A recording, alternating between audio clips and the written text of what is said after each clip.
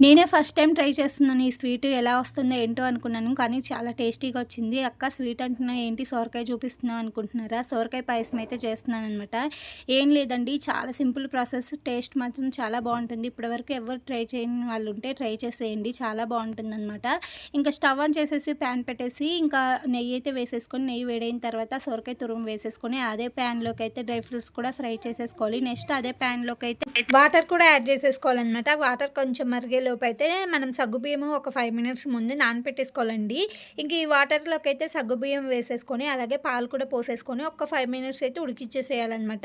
సగ్గుబియ్యం కొంచెం ఉడికిపోయిన తర్వాత మనం ముందుగానే ఫ్రై చేసేసుకొని ఉంచుకున్న సొరకాయ తురుము కూడా వేసేసుకోవాలనమాట ఇందులోకి.